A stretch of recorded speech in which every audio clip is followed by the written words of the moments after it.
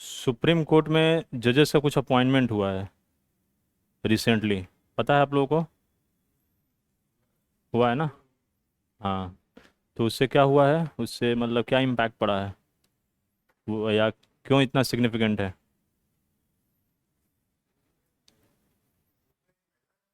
हाँ।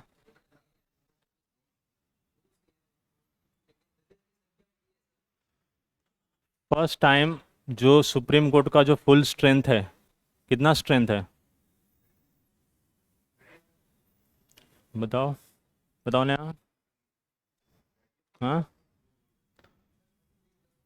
33+1, यस। ठीक है।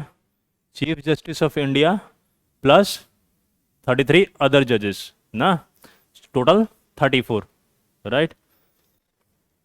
सो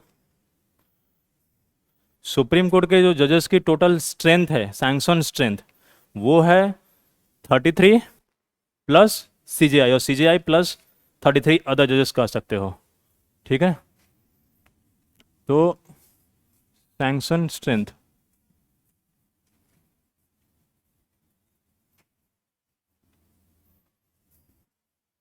ऑफ सुप्रीम कोर्ट जजेस,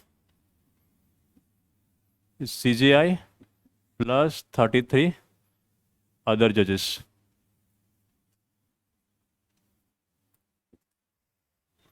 राइट?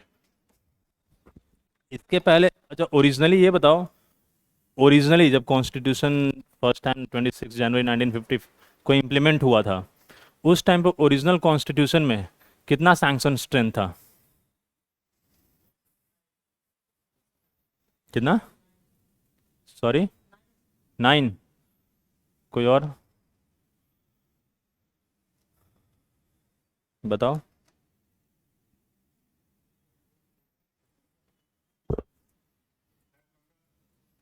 15?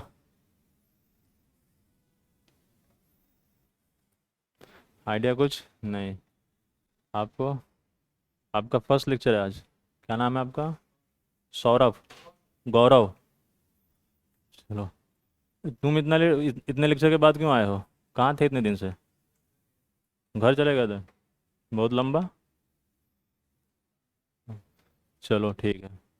तो जो ओरिजिनली जब कॉन्स्टिट्यूशन बना था, तो उसमें chief justice of India plus 7 other जजेस थे, 7 जजेस थे ना? याद आ रहा है कि नहीं कुछ? ओरिजिनली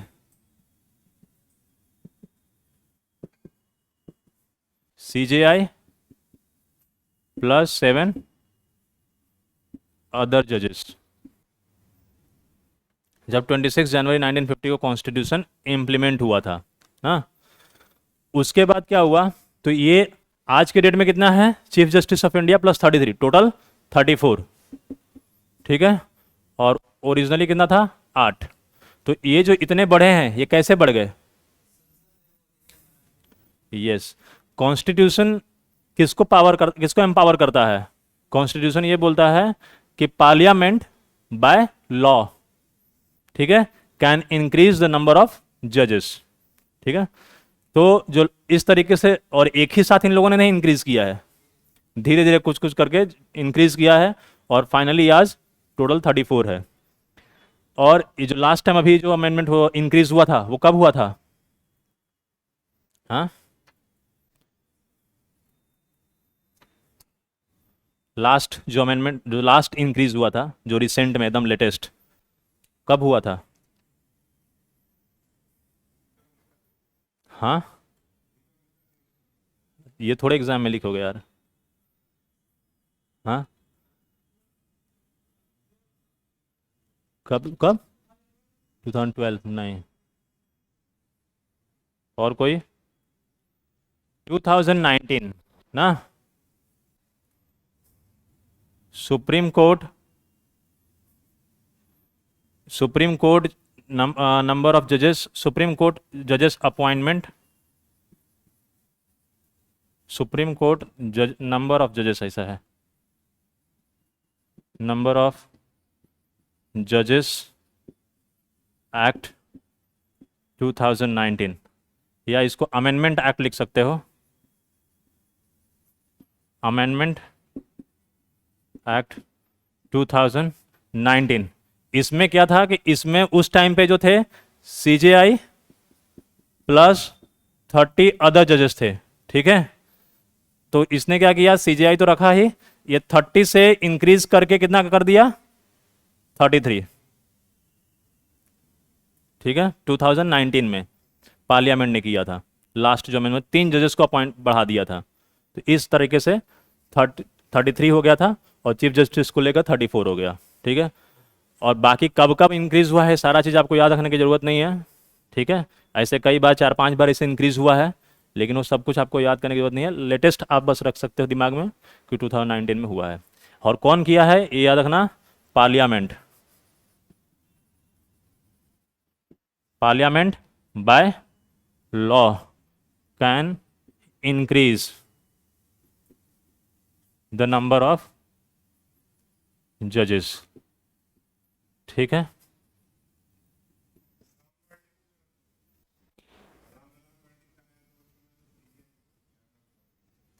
रंजन गोगोई, हाँ तो क्या हुआ उनको, हाँ तो सुप्रीम कोर्ट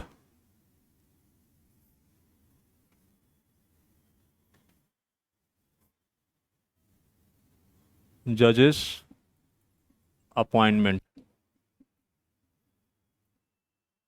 रिसेंटली क्या हुआ है, ये मैं क्यों डिस्कस कर रहा हूं, क्योंकि रिसेंटली 2 जजेस को अपॉइंट किया गया है, हाई कोर्ट से एलिवेट करके सुप्रीम कोर्ट में किया गया है। और इस वजह से फर्स्ट टाइम जब से ये इतना स्ट्रेंथ हुआ है 2019 से, फर्स्ट टाइम ये फुल स्ट्रेंथ हुआ है सुप्रीम कोर्ट का, ठीक है। इससे पहले कुछ ना कुछ की कमी रहती थी, कभी 2 की कभी 3 की, इस तरीके से कमी रहती थी, फुल स्ट्रेंथ पे कभी नहीं पहुंचा था, ठीक है। तो फर्स्ट टाइम फुल स्ट्रेंथ पे पहुंचा है। वो अलग बात है कि फिर से तुरंत अभी रिटायर हो रहे हैं जजेस, तो फिर से वो कम हो जाएंगे, लेकिन कुछ दिन के लिए तो पहुंच गया ना एटलीस्ट, ठीक है। तो वो एक रिकॉर्ड बन गया बस, मतलब वो इस तरीके से, ठीक है। अच्छा ये बताओ कि जो सुप्रीम कोर्ट के जजेस की अपॉइंटमेंट होती है, ठीक है, कौन से आर्टिकल में है, वैसे याद रखने की जरूरत नहीं है, जस्ट अगर आपको याद है तो 124 में होता है ना। तो 124 में सुप्रीम कोर्ट के जजेस की अपॉइंटमेंट होती है। कैसे होती है, कॉलेजियम से, ओके। क्या है कॉलेजियम,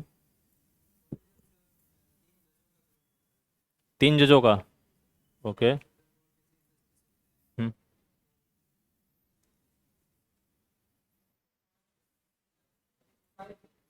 5 जजेस, कौन कौन होता है, सीजेआई और,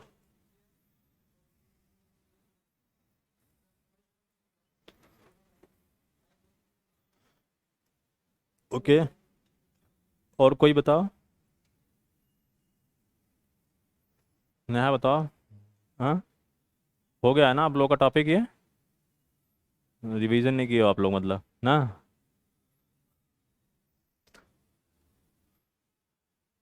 बोलो, आपका क्या नाम है, जय, जय किशन, हाँ बताओ। आप आपका टॉपिक हुआ है ना, आप भी थे ना, मतलब जब हुआ है टॉपिक ये, पॉलिटी में आपका टॉपिक हो गया है ना, कि नहीं हुआ है, नहीं हुआ है, चलो तब ठीक है, जिनका नहीं हुआ तो उनको माफ़ी है, कोई बात नहीं। तो ठीक है चलो, जिन लोगों का हो गया है तो इसका मतलब उन लोगों को रिवीजन करने की ज़रूरत है ना। हाँ तो देखो, कोई भी वैसे सही नहीं बता पाया है, ठीक है। कुछ थोड़ा था तुम बताया, थोड़ा सा तुम, लेकिन कंप्लीट पूरा नहीं है किसी का, मतलब रॉन्ग ही है एक तरह से। देखो 124 आर्टिकल ये कहता है कि सुप्रीम कोर्ट के जजेस की जो अपॉइंटमेंट होगा वो कौन करेगा, प्रेसिडेंट, ठीक है। ये बात तो उसमें लिखा हुआ है। कैसे करेगा president, after consultation with such जजेस of supreme court and high court as he deems necessary. मतलब प्रेसिडेंट करेगा सुप्रीम कोर्ट के जजेस की अपॉइंटमेंट किसके साथ, कंसल्ट करके, सुप्रीम कोर्ट या हाई कोर्ट के जजेस के साथ कंसल्ट करेगा। कंसल्ट मतलब सलाह करना, ठीक है, सलाह मशवरा करना, सलाह करके और तब अपॉइंटमेंट करेगा, as he deems necessary. As he deems necessary मतलब जैसे उसको अच्छा लगेगा, जैसे उसको उचित लगेगा, ठीक है। तो इसका मतलब उसके ऊपर कॉन्स्टिट्यूशन में ये समझना यहाँ पर थोड़ा सा ट्रिकी है, हल्का सा। जो लोग पढ़े होंगे उनको खैर क्लियर हो गया होगा, जिन लोगों ने नहीं पढ़ा होगा थोड़ा सा उनको कन्फ्यूजन हो सकता है। तो थोड़ा सा ब्रीफली मैं बता देता हूँ। दो आप लोगों को ये टॉपिक अच्छे से, काफ़ी अच्छे से आपको, जब जुडिशरी टॉपिक होगा तो आपको पॉलिटी में सर पढ़ाएंगे ना, तो आपको काफ़ी अच्छा वहाँ से क्लियर हो जाएगा। बट जस्ट ब्रीफली मैं थोड़ा सा बता देता हूँ, तो जिन लोगों का हो गया है उन लोगों का रिवीजन हो जाएगा, क्योंकि उन लोग कुछ था भूल भी गए हैं, और जिन लोगों का नहीं हुआ है तो उन लोगों का समझ में आ जाएगा थोड़ा। देखो, आर्टिकल जो 124 है, आर्टिकल 124 ऑफ द कॉन्स्टिट्यूशन, ठीक है, ये कहता है कि सुप्रीम कोर्ट के जजेस का अपॉइंटमेंट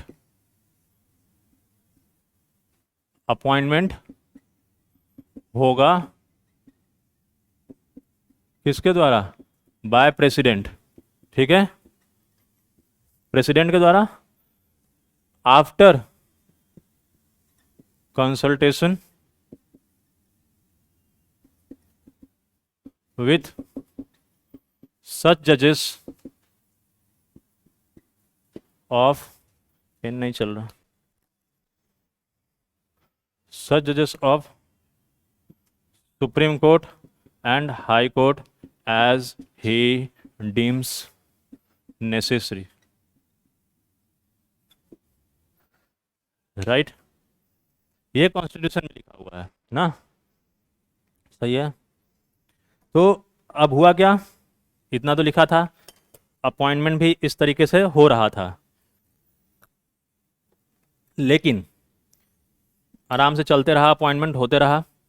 लेकिन कुछ सालों बाद फर्स्ट टाइम ये प्रॉब्लम अराइज हुआ, मतलब फर्स्ट जो केस हुआ, बेसिकली प्रॉब्लम जैसे अराइज हो रहा था, लेकिन फर्स्ट क्या हुआ कि केस हुआ। पहले प्रेसिडेंट क्या कहता था कि अपॉइंट करता था सुप्रीम कोर्ट और हाई कोर्ट के जजेस से कंसल्ट करके, लेकिन जब प्रॉब्लम हुआ तो सुप्रीम कोर्ट में केस गया। क्योंकि प्रॉब्लम कहां पे हो रहा था? प्रॉब्लम ये हो रहा था कि प्रेसिडेंट अपॉइंट कर रहा है और कंसल्ट करके, और जिससे मन में आ रहा है उससे कंसल्ट कर रहा है, और कंसल्ट कर रहा है तो उसका जो कंसल्टेशन, जो सलाह दे रहा है, वो क्या सलाह वो मान रहा है या नहीं मान रहा है। और क्वेश्चन ये उठा कि क्या प्रेसिडेंट को जो सलाह दे रहा है जजेस, जो सलाह जजेस दे रहे हैं या जिससे सलाह वो ले रहा है, क्या वो सलाह उसके ऊपर बाध्य होगा या नॉन बाइंडिंग होगा। ठीक है, प्रेसिडेंट का कहना था, गवर्नमेंट का कहना था क्या कि ये बाइंडिंग नहीं है, हम बस आपसे कंसल्ट करेंगे। कोर्ट कॉन्स्टिट्यूशन में यही लिखा हुआ है कि आपसे कंसल्ट करना है, लेकिन कंसल्ट करने के बाद आप जो सलाह दोगे उसे मानना है या नहीं मानना है ये हम डिसाइड करेंगे। गवर्नमेंट ऐसा कह रही थी, ठीक है, हम मतलब गवर्नमेंट, प्रेसिडेंट डिसाइड करेगा, लेकिन प्रेसिडेंट मतलब कौन होता है? गवर्नमेंट, ठीक है ना। जब भी मैं प्रेसिडेंट बोलूं तो गवर्नमेंट समझ लेना एक तरह से यहां पर। तो अब ये प्रॉब्लम उठा, लेकिन जुडिशरी को ये लगा कि नहीं, ऐसा नहीं है, हम जो जज सलाह दे रहे हैं वो आपको मानना होगा। ठीक, तो केसेस गया। तो इसी में अब ये जब क्वेश्चन ऑफ लॉ जब उठता है तो कौन डिसाइड करता है? सुप्रीम कोर्ट डिसाइड करेगा। तो सुप्रीम कोर्ट में केस गया, कौन सा केस था? कौन सा? फर्स्ट जजेस केस ना, फर्स्ट जजेस केस, उसको बोला गया फर्स्ट जजेस केस। कब हुआ था ये? 1982 ना, यस 1982, फर्स्ट जजेस केस 1982 में हुआ था। ठीक है, आप कब कह रहे हो? 91, वो सेकेंड हुआ था 93 में हुआ था। ठीक है, सेकेंड 93 में हुआ था। सो फर्स्ट जजेस केस 1982 हुआ था। ये जजेस का मैं, और इस केस का दूसरा नाम क्या है? मतलब ये तो ठीक है, फर्स्ट जजेस केस पॉपुलरली इसको नाम मतलब लोग बोलते हैं। इस केस का ओरिजिनल नाम क्या है? इसको ओरिजिनली किसी को पता है? हाँ, एनीवन हैविंग आइडिया? चलो, SP Gupta case, SP Gupta case. तो जैसे केशवानंद भारती केस है ना, या इसी तरीके से होता है, तो उसी तरीके से एक एसपी गुप्ता केस था। इसको फर्स्ट जजेस केस पॉपुलरली मतलब फेमस है फर्स्ट जजेस केस के नाम से। लेकिन इसका नाम जो था मतलब एसपी गुप्ता केस था। तो ये 1982 में हुआ। इसमें अब सुप्रीम कोर्ट क्या बोलता है, इसमें क्वेश्चन ये उठा कि प्रेसिडेंट की सलाह, जो प्रेसिडेंट सलाह ले रहा है, वो क्या सलाह बस ऐसे ही लेके और उसके ऊपर अपने मन से माने या रिजेक्ट कर दे, या उसके ऊपर मतलब उसका चॉइस है, या उसको मानना ही होगा। तो सुप्रीम कोर्ट ने यह कहा कि कंसल्टेशन, जो कंसल्टेशन है, यहां पर जो कंसल्टेशन है ना, विवाद इसी मुद्दे पे था, कंसल्टेशन पे। तो कहा कि कंसल्टेशन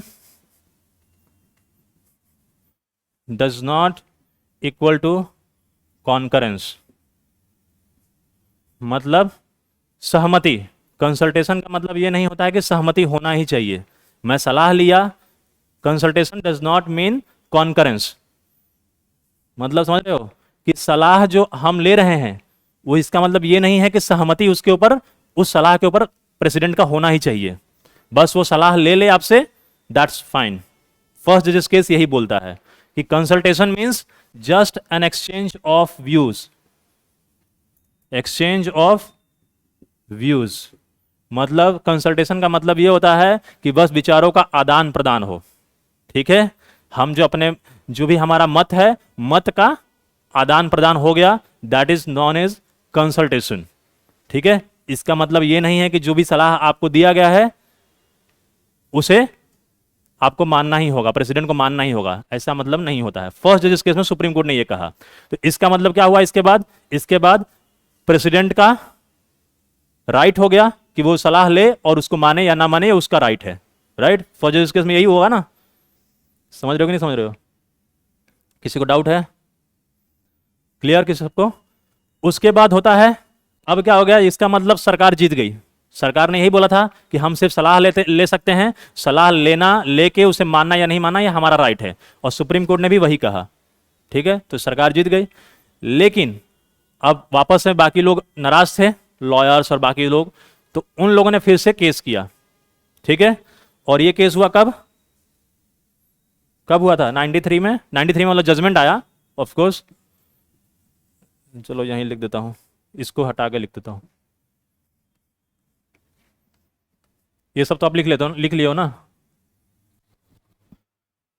तो अब फिर से केस हुआ, और फिर से केस हुआ तो इसको बोलते हैं सेकेंड जजेस केस, या ऐसे लिख सकते हो, सेकेंड जजेस केस। सेकेंड जजेस केस जो है वो कब हुआ? 1993।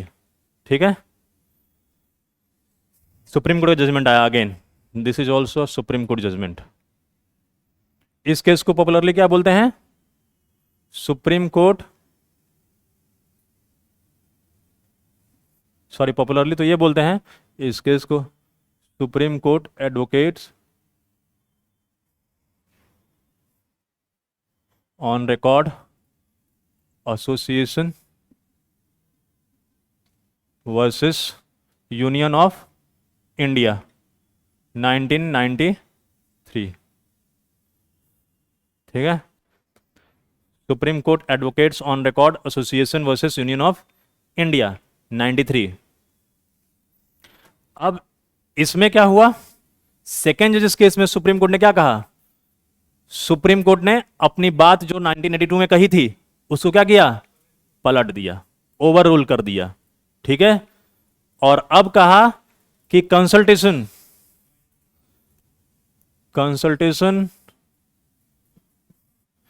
Is equal to concurrence. ठीक है, मतलब जो कंसल्टेशन होगा उसका मतलब कि वो सहमति बननी चाहिए उस कंसल्टेशन पे। वो जो भी आप सलाह ले रहे हो वो आपके ऊपर क्या होगा? बाइंडिंग होगा, बाध्य होगा। ठीक है, किसके ऊपर बाध्य होगा? सरकार के ऊपर, प्रेसिडेंट के ऊपर बाध्य होगा। ठीक है, अब प्रेसिडेंट सलाह लेगा सुप्रीम कोर्ट या हाई कोर्ट के जजेस से, तो उसे क्या कर सकता है? उसे रिजेक्ट नहीं कर सकता है, जो सलाह देंगे वो उसे मानना पड़ेगा। ठीक है, ये आया सेकेंड जजेस केस थे। लेकिन यहां पर यह भी बात कही गई, क्या कहा?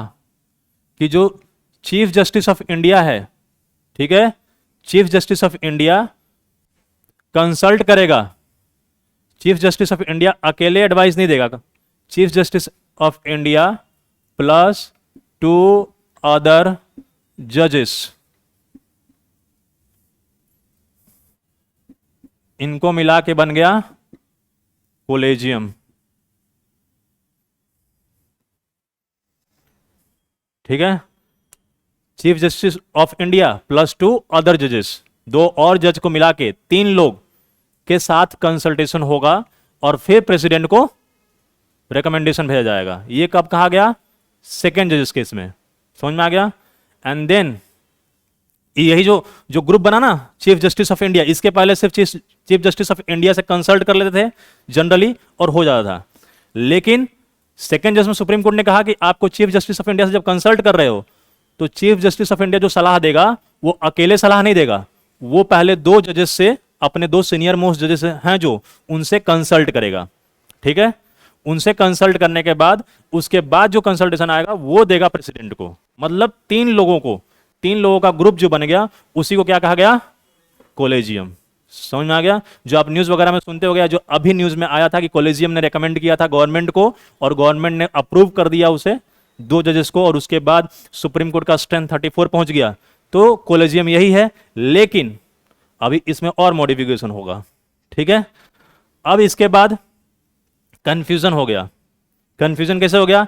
82 में सुप्रीम कोर्ट ने यह कह दिया कि प्रेसिडेंट पे कंसल्टेशन बाइंडिंग नहीं है, 93 में उसको पलट दिया।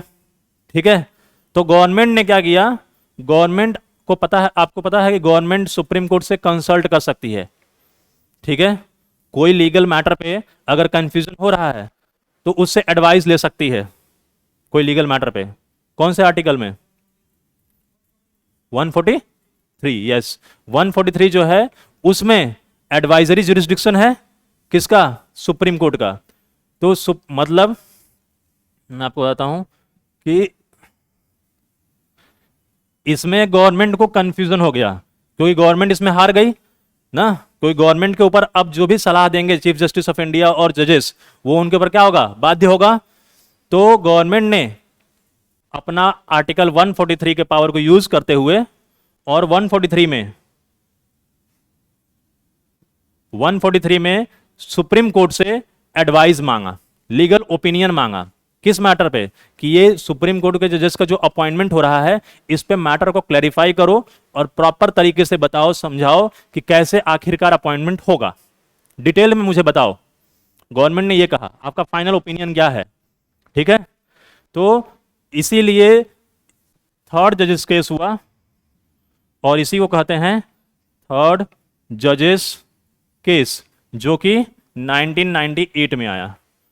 राइट, और ये जो था ये कोई केस नहीं था, ये केस नहीं था, ये क्या था? ये जो प्रेसिडेंशियल रेफरेंस था, प्रेसिडेंशियल रेफरेंस अंडर आर्टिकल 143। मतलब प्रेसिडेंट ने रेफरेंस दिया, ठीक है, एडवाइस मांगा किससे? आर्टिकल 143 में सुप्रीम कोर्ट से, इस मैटर पे, सुप्रीम कोर्ट के जजेस के अपॉइंटमेंट के मैटर पे, कि बताओ आखिर फाइनली कैसे करना चाहते हो। आपका आप बात अपना पलट रहे हो, कंफ्यूजन क्रिएट हो गया है, प्लीज क्लैरिफाई इट। ठीक है, and give the final stand, final picture. तो जो फाइनल पिक्चर आया तो सुप्रीम कोर्ट ने कहा ठीक है, सुप्रीम कोर्ट ने फाइनल अप दिया वर्डिक्ट और कहा कि जो भी कंसल्टेशन होगा, कंसल्टेशन जो होगा वो chief justice of India plus 4 other senior most जजेस,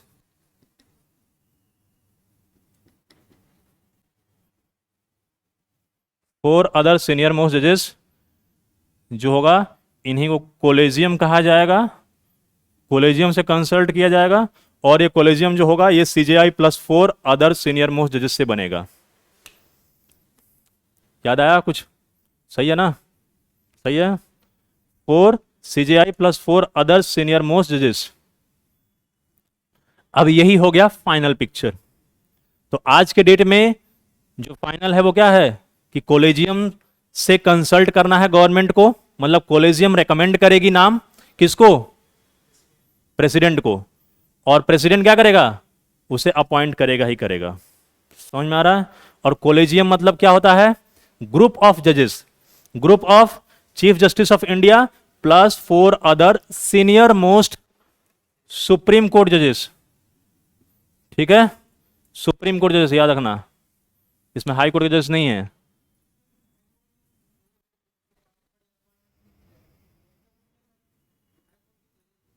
नहीं, हाई कोर्ट के जजेस जो होते हैं ना वो अलग होता है, हाई कोर्ट का एक अलग कॉलेजियम होता है, वो अलग ही कॉलेजियम है। ठीक है, वो हाई कोर्ट के जजेस के अपॉइंटमेंट के लिए है। वो हाई कोर्ट में जजेस के जो अपॉइंटमेंट होता है वो लोग सजेशन देते हैं इनको, लेकिन फाइन ये सुप्रीम कोर्ट का कॉलेजियम है, ये अलग है। ये सुप्रीम कोर्ट के जजेस का अपॉइंटमेंट या इवन हाई कोर्ट के जजेस के अपॉइंटमेंट के लिए भी सुप्रीम कोर्ट का कॉलेजियम अलग है, उनका फाइनल अप्रूवल होता है। और हाई कोर्ट का कॉलेजियम अलग है, हाई कोर्ट का कॉलेजियम टोटली अलग है, और ये कॉलेजियम दोनों अलग अलग कॉलेजियम है। ठीक है, जब हम बात सुप्रीम कोर्ट की कर रहे हैं तो वहां पे हाई कोर्ट का कॉलेजियम का बात नहीं आ रहा है। ठीक है, यहां पर सुप्रीम कोर्ट के कॉलेजियम जो है उनका फाइनल जजमेंट होगा।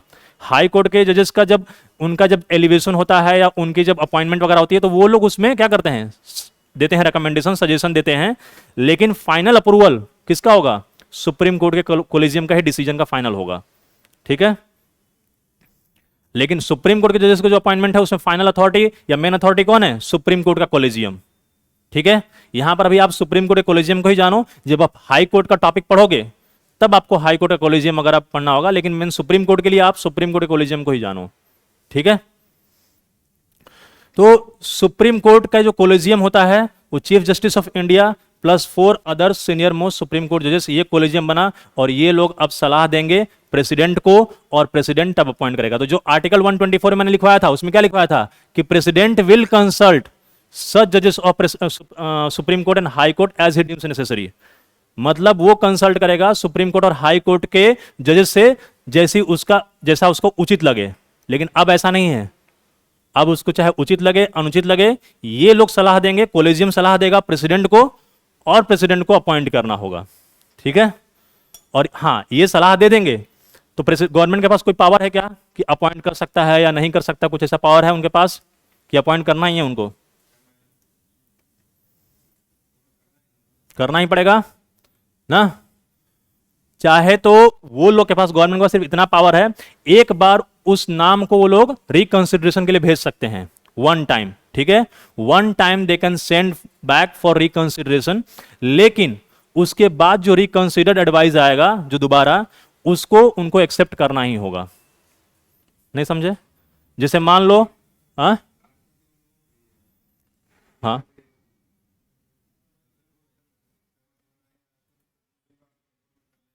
हाँ यस। तो अगर मान लो कॉलेजियम ने कोई नाम भेजा, मान लो जो अभी जैसे नाम भेजा था 2 जजेस का सुप्रीम कोर्ट में अपॉइंटमेंट के लिए, कॉलेजियम ने गवर्नमेंट को भेजा। ठीक है, कॉलेजियम ने गवर्नमेंट को भेज दिया 2 जजेस का नाम। अब क्या किया गवर्नमेंट क्या करती है, बेसिकली गवर्नमेंट आईबी वगैरह के लिए से इंक्वायरी करती है। गवर्नमेंट क्या करती है, बेसिकली इंटेलिजेंस ब्यूरो से इंक्वायरी करवाती है। क्या इंक्वायरी करवाती है कि जो हाई कोर्ट के जजेस का जिनका एलिवेशन हो रहा है उनके प्रोफाइल के बारे में आईबी इंक्वायरी करवाती है। वो इंटरनल इंक्वायरी होता है कि आखिर इनके ऊपर कोई केसेस या कोई एडवर्स रिमार्क वगैरह तो नहीं है, या इनका जो भी रिकॉर्ड है, वर्क रिकॉर्ड, वो सब क्लियर है या नहीं क्लियर है। मतलब उन लोगों ने कोई करप्शन किया है या कुछ ऐसा एक्टिविटी कर रहे हैं जो नेशनल इंटरेस्ट के अगेंस्ट में है। तो ये सब जो इंटेलिजेंस ब्यूरो हमारी खुफिया एजेंसी है वो सबके बारे में जानकारी रखती है। ठीक है, इंटेलिजेंस ब्यूरो सबके बारे में जानकारी रखती है, सबके बारे में मतलब अब उनको जो भी लगता है कि भाई ये आदमी संदिग्ध है उसके बारे में जानकारी रखते हैं, हर आदमी के बारे में नहीं ऑफ कोर्स। अब उनको जो जिसको लगता है, अगर उनको लगता है कि मैं संदिग्ध हूं तो मेरे बारे में भी साधु रखते होंगे, मुझे पता नहीं चलेगा, बिल्कुल आपके बारे में भी रख सकते हैं अगर आप संदिग्ध उनको लगते हैं तो। अब आप संदिग्ध कैसे लगेंगे वो लोग वो डिसाइड करते हैं, उनका पैरामीटर्स कुछ होता है। ठीक है, तो उसी तरीके से जो इस तरीके से गवर्नमेंट के पोजिशंस पे होते हैं तो उन लोगों के बारे में भी वो लोग पूरा सर्विस रिकॉर्ड वगैरह सब रखते हैं। और जब ये होता है तो फिर वो लोग इंक्वायरी करते हैं, इंक्वायरी करके वो लोग, अब गवर्नमेंट क्या करेगी, गवर्नमेंट आईबी का रिपोर्ट मंगाएगी। आईबी के रिपोर्ट में अगर उनको लगता है कि कुछ प्रॉब्लम है, जो जजेस का नाम भेजा गया है वो नाम उनका क्लीन नहीं है, उनके रिकॉर्ड में कुछ मतलब उनके ऊपर दाग लगा हुआ है या उनके कुछ आरोप है या उन्होंने कुछ गड़बड़ किया हुआ है, तो ये नाम क्या करेंगे, ये नाम वापस भेज सकते हैं, मतलब रिकंसिडरेशन के लिए कि आप इसे रिकंसिडर करो, पुनर्विचार करो। ठीक है, अगर पुनर्विचार में इन्होंने पुनर्विचार किया और ये पाया कि जो गवर्नमेंट जो बात कह रही है या जो आरोप लगा रही है या जो रिमार्क दे रही है वो रिमार्क सही नहीं है, ठीक है, ये सिर्फ ऐसे ही बेबुनियाद है, तो वो क्या करेगी, कॉलेजियम वापस भेज देगी उसे एज इट इज। तो जो वापस भेज देगी अगर, तो फिर अब इन्हें अपॉइंट करना ही पड़ेगा। मतलब सिर्फ एक बार ये पुनर्विचार के लिए भेज सकते हैं, लेकिन जब वापस अगर इन लोगों ने फिर से फाइल वापस कर दिया तब इनको अपॉइंट करना ही पड़ेगा। ठीक है, दैट इज मैंडेटरी, ये चीज ध्यान रखना बस। क्लियर? तो ये हो गया अपॉइंटमेंट का। ये आर्टिकल 143, अच्छा ये बताओ, ये आर्टिकल 143 में जो प्रेसिडेंट जो सलाह लेता है किससे, सुप्रीम कोर्ट से, तो क्या वो सलाह अगर जो भी दिया सुप्रीम कोर्ट ने, क्या वो बाइंडिंग होता है, बाध्य होता है प्रेसिडेंट के ऊपर, या नॉन बाइंडिंग होता है? नॉन बाइंडिंग होता है, ठीक है, वो बाइंडिंग नहीं होता है। तो ये ध्यान रखना आर्टिकल 143 में। खैर वो सब आपको पढ़ाया जाएगा एनीवे पॉलिटी में, बस मैं बता दे रहा हूं। तो ये 3 जजेस केस था और फाइनल जो जजेस केस है वो यही है। ये आज के टाइम में ये रेलिवेंट है, यही फाइनल है। ठीक है, ये जो इस दोनों में बात कही गई उन दोनों सबको ओवररूल करके ये आज के टाइम में फाइनल यही मेन जजमेंट है, और इसी के आधार पर अपॉइंटमेंट होता है कॉलेजियम के through, CJI plus 4 other senior most जजेस, total 5। Got it? Any doubt? तो अब हुआ क्या, अच्छा ये बताओ कि जो सुप्रीम कोर्ट के जजेस का अपॉइंटमेंट होता है उनकी क्वालिफिकेशन क्या होती है?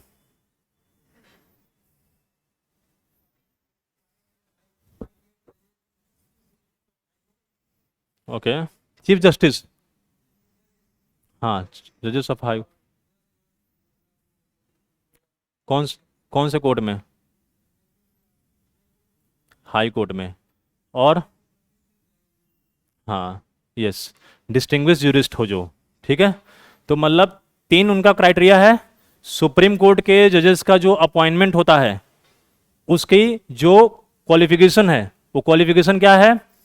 पहला तो सिटीजन ऑफ इंडिया होनी चाहिए ना, citizen of India, then 5 years of जजेस ऑफ हाई कोर्ट, मिनिमम है ये, मैक्सिमम नहीं, मिनिमम।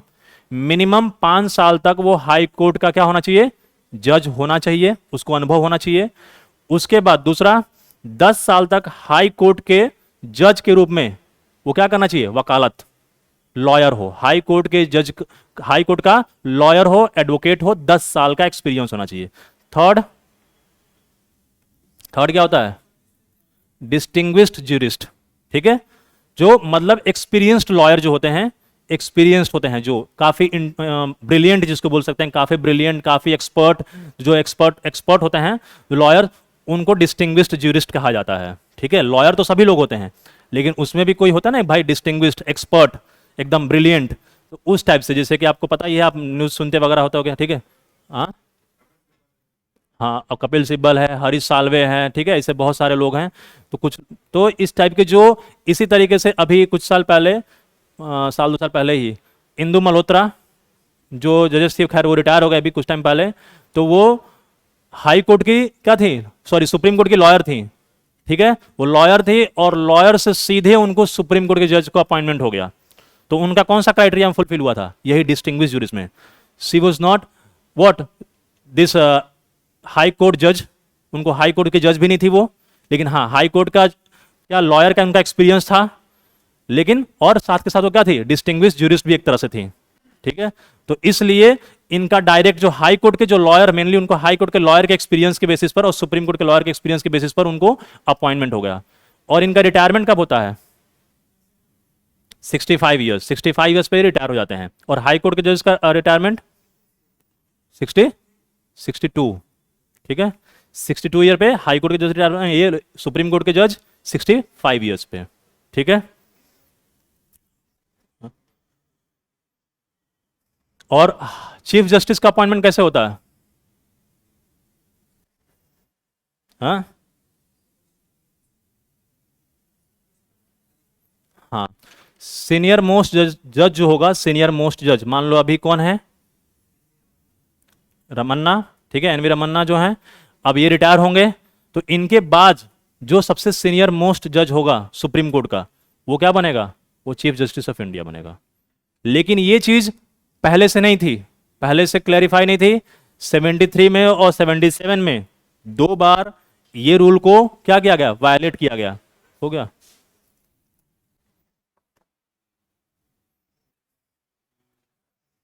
मयूर अब चालू हो गया है, ठीक है, आप देख सकते हो मुझे। I can read your message.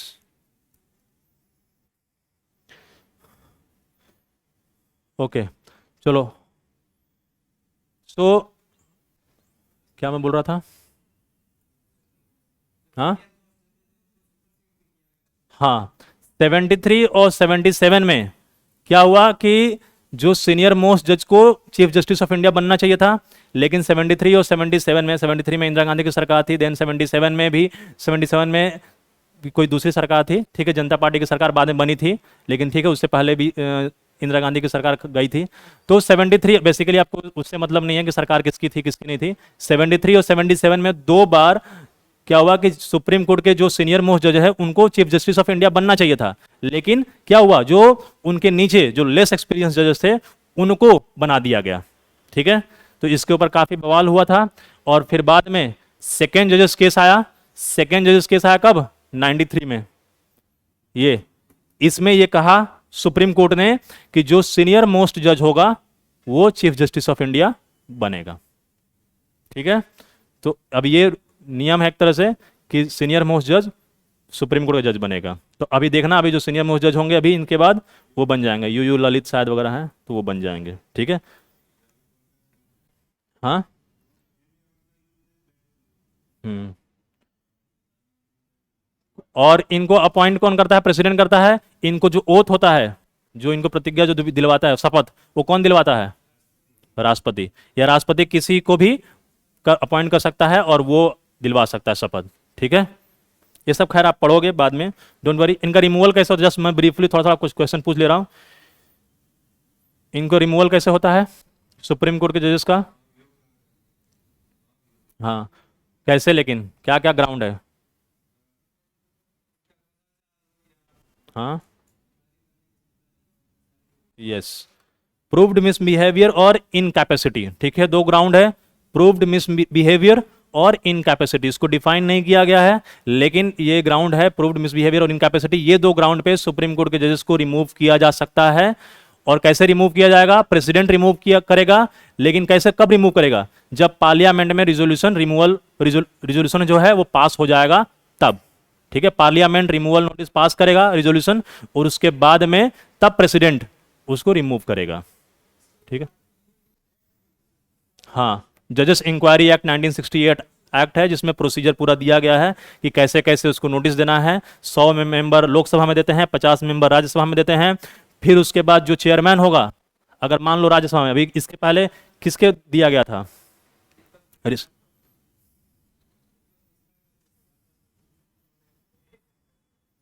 दीपक मिश्रा को दिया गया था या रंजन गोगोई को दिया गया था? दीपक मिश्रा, किसी को पता है? कौन? Calcutta high court? नहीं, मैं सुप्रीम कोर्ट के जज की बात कर रहा हूं। दीपक मिश्रा या रंजन गोगोई, दोनों में से कोई एक था। मैं भी इन दोनों में से कोई कंफ्यूज हो रहा हूँ, ठीक है। दोनों में से कोई एक जन थे। हाँ, इन्हीं दोनों में से कोई एक जन थे। कौन, किसने रिजाइन कर दिया? नहीं नहीं, ऐसा कुछ नहीं हुआ, ऐसा रिजाइन कुछ नहीं किया। उसमें क्या हुआ कि सुप्रीम कोर्ट के जज के खिलाफ, उसमें अब मुझे नाम नहीं याद आ रहा है, लेकिन दीपक मिश्रा या रंजन गोगोई दोनों में से कोई एक जन थे, ठीक है। तो उनके खिलाफ रिमूवल नोटिस डाला गया राज्यसभा में। तो उसमें क्या प्रोसेस होता है कि आप राज्यसभा में 50 मेंबर्स उस रिमूवल पिटीशन को साइन करके जो चेयरमैन है उसको देंगे। अगर वो क्या करेगा, उसके पास पावर है एक्सेप्ट करने का या रिजेक्ट करने का। अगर वो एक्सेप्ट कर लेता है तब क्या होगा, फर्दर इंक्वायरी होगी, और अगर रिजेक्ट कर दिया तो बात खत्म वहीं पर, ठीक है। तो एक्चुअल में क्या हुआ था कि चेयरमैन ने क्या किया था, रिजेक्ट कर दिया था, रिजेक्ट कर दिया था रिमूवल नोटिस। तो वो आगे बात आगे बढ़ी ही नहीं। लेकिन अगर वो एक्सेप्ट कर लेता तो फिर क्या होता, चेयरमैन को 3 मेंबर कमिटी बनानी पड़ती, 3 मेंबर की कमिटी बनाती, और फिर वो जो चार्जेस लगाए गए हैं कि ये चार्जेस जो रिमूवल के लिए जो जिन लोगों ने पिटीशन डाला हुआ है, तो जो चार्जेस लगाया है, आरोप लगाया है, वो आरोप की क्या होगी, इंक्वायरी होगी, इन्वेस्टिगेशन होगा। और वो जब कमेटी जब वापस से अपनी रिपोर्ट सबमिट करेगी कि हाँ ये आरोप सही है, तब उसके बाद फिर से क्या होगा, अब पास वोटिंग होगा, और वोटिंग दोनों हाउस में होगा, ठीक है, स्पेशल मेजोरिटी से, और उसमें majority of the total membership and then 2/3 members of present and voting, जब वोट करेंगे और उसके बाद तब पास होगा दोनों हाउस में, और तब जाके प्रेसिडेंट अप्रूवल करेगा। ठीक है, तो ये सब चीजें हैं, ये सब खैर आप सुप्रीम कोर्ट का जब टॉपिक होगा आप उसमें पूरा डिटेल में अच्छे से पढ़ोगे। ये मैंने जस्ट ये सुप्रीम कोर्ट का भी अपॉइंटमेंट हुआ था, तो मैंने ब्रीफली थोड़ा सा आप लोग चेक करने के लिए पूछ दिया कि आपको कुछ याद उद है कि नहीं है, जिसमें से काफ़ी चीज़ आप लोग को याद नहीं है खैर वैसे। ठीक है, सो आप लोग को रिवाइज करने की ज़रूरत है। चलो ठीक है, सो नेक्स्ट टॉपिक पे बढ़ते हैं, इसमें से कुछ क्वेश्चंस कर लेते हैं, then will move to the next topic.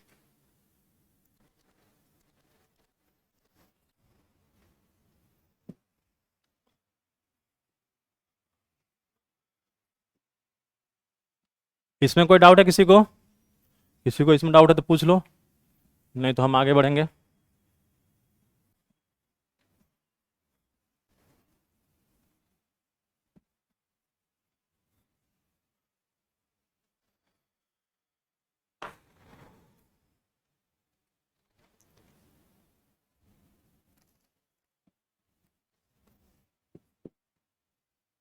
Consider the following statements. Question लिखो आप लोग।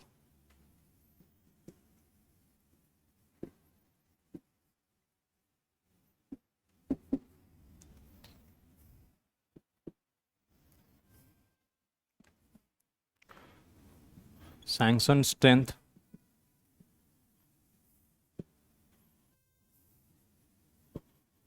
Of supreme court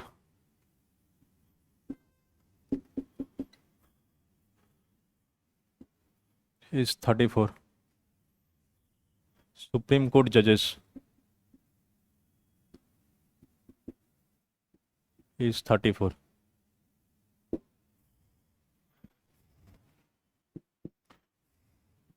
Number of judges of Supreme Court can be increased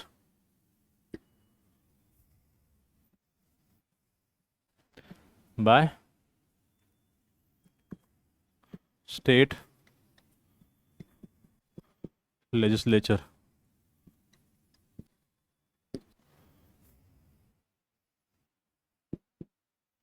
By state legislature and parliament लिख लो, and parliament.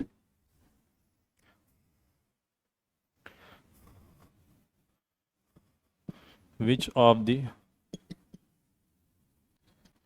above statements are incorrect?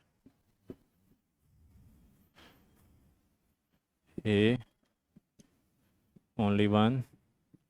B, only two. C, all of the above. D, neither. Neither of the above.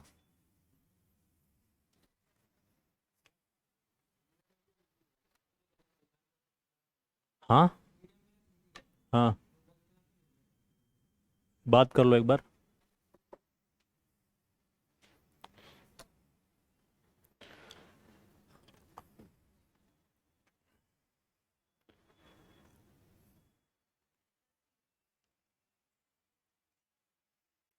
Okay, और बाकी लोग बताओ।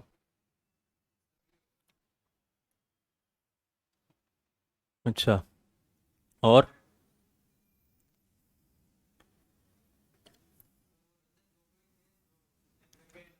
हाँ, रंजन गोगोई थे वही। आप लोगों ने दीपक मिश्रा बोला तो मैं कंफ्यूज हो गया, लेकिन हाँ हाँ हाँ।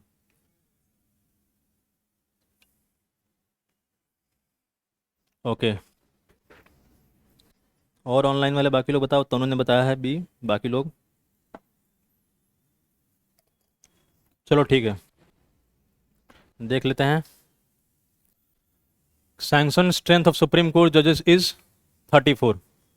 ठीक है, सैंक्शन स्ट्रेंथ कितना है 34, दैट इज 33 प्लस CGI। सही है ये, लेकिन पूछा क्या है, which of the above statements incorrect पूछा है ना। तो इनकरेक्ट पूछा है मतलब ये आंसर होगा या नहीं होगा, नहीं होगा। तो ये जहां पर होगा वो क्या हो जाएगा, गलत हो जाएगा। तो ये कहां पर है, यहां पर है, और ऑल ऑफ द अबव मतलब यहां पे भी है, तो ये दोनों ऑप्शन नहीं होगा, इन दोनों में से कोई आंसर होगा ना। नंबर ऑफ जजेस of supreme court can be increased by state legislature and parliament.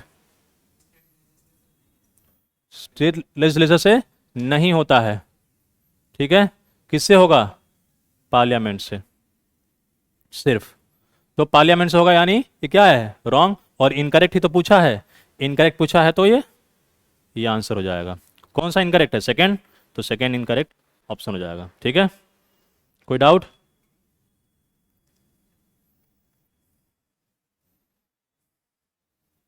Second can not be increased, तब वो करेक्ट हो जाता, तब वो करेक्ट हो जाता तनु, क्योंकि नंबर ऑफ जजेस of supreme court can be increased only by parliament होगा तनु, सिर्फ ओनली बाय पार्लियामेंट होता है। तो अगर पार्लियामेंट के अलावा कोई और भी आता है, कोई भी और आता है, तो वो गलत हो जाएगा। ठीक है तनु, अगर सिर्फ और सिर्फ पार्लियामेंट होना चाहिए। ओके, यस किरण आप भी सही हो। चलो आगे बढ़ते हैं नेक्स्ट टॉपिक की तरफ।